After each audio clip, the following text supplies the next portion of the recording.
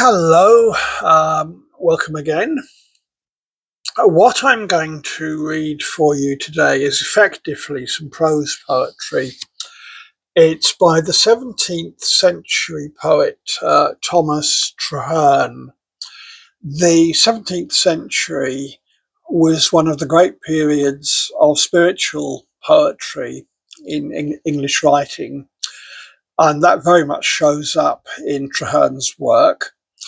Also, I will say that I think in the passages I'm going to read for you, that Traherne very much expresses the same sort of feeling and the same sort of perception that we find later on in William Blake. Now, what I'm going to read is an extract from a longer work called The First Century by Traherne, and I'm going to read sections 27 to 31 of that work. So here we are from Traherne's The First Century. You never enjoy the world aright till you see how sand exhibiteth the wisdom and power of God, and prize in everything the service which they do you by manifesting his glory and goodness to your soul, far more than the visible beauty on their surface, or the material services they can do your body. Wine, by its moisture, quencheth my thirst, whether I consider it or no. But to see it flowing from his love, who gave it unto man, quencheth the thirst even of the holy angels. To consider it, to drink it spiritually, to rejoice in its diffusion, is to be of a public mind, and to take pleasure in all the benefits it doth to all is heavenly, for so they do in heaven. To do so is to be divine and good, and to imitate our infinite and eternal Father. Your enjoyment of the world is never right, till every morning you awake in heaven, see yourself in your Father's palace, and look upon the skies and the earth and the air as celestial joys, having such a reverend esteem of all, as if you were among the angels.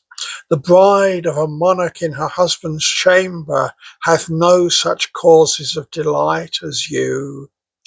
You never enjoy the world aright, till the sea itself floweth in your veins, till you are clothed with the heavens and crowned with the stars, and perceive yourself to be the sole heir of the whole world, and more than so, because men are in it, who are every one sole heirs as well as you, till you can sing and rejoice and delight in God, as misers do in gold and kings in sceptres. You never enjoy the world, till your spirit filleth the whole world, and the stars are your jewels, till you are as familiar with the ways of God in all ages as with your walk and table, till you are intimately acquainted with that shady nothing out of which the world was made, till you love men so as to desire their happiness with a thirst equal to the zeal of your own, till you delight in God for being good to all, you never enjoy the world, till you more feel it than your private estate, and are more present in the hemisphere, considering the glories and the beauties there, than in your own house, till you remember how lately you were made, and how wonderful it was when you came into it, and more rejoice in the palace of your glory than if it had been made but today morning.